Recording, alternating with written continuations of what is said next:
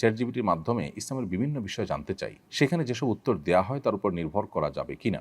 প্রথম কথা হলো যে চ্যাটজিপিটি অনলাইনে যা পায় সেখান থেকে কালেকশন করে দেয়। তো অনলাইনে যা কিছু আছে তার সব কিছু তো সঠিক নয়। অতএব চ্যাটজিপিটি বা এআই এই সমস্ত টুলগুলো ব্যবহার করে আপনি শরীআই প্রশ্ন, বিশেষ করে হালাল হারাম, ঈমান আকীদা এই জাতীয় গুরুত্বপূর্ণ বিষয়গুলোকে আপনি সেখান থেকে জেনে আমল করার চেষ্টা করবেন না। এটা ভুল হবে। কারণ হলো সেখান থেকে সঠিক জিনিসটা যেমন পেতে পারেন, ভুলটাও পেতে পারেন। তাছাড়া এই জাতীয় অ্যাপগুলো যে আমাদের সবসময় সঠিক উত্তর দেয় তা কিন্তু না। আমি যেটা বলছিলাম যে অনলাইনে যা কিছু আছে সেখান থেকে তারা কালেক্ট করে আমাদেরকে তথ্য দেয়।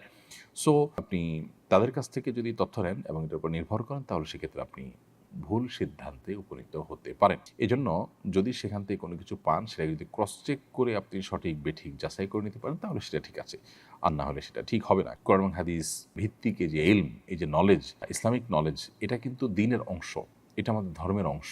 অতএব এই দ্বীন বা আমাদের ধর্ম আমরা কোত্থেকে গ্রহণ করছি সেটা ইম্পর্টেন্ট। চ্যাটজিপিটি বা এআই এগুলো থেকে কোনো মাসআলা আপনি জানতে পারেন না। হ্যাঁ, তারা আপনাকে তথ্য দিল, একটা হাদিস, দলিল প্রমাণ, ওলামাদের ফতোয়া, এগুলো রেফারেন্স দিল, সেটাকে আপনি চেক করলেন যে হ্যাঁ সঠিক দিয়েছে কিনা।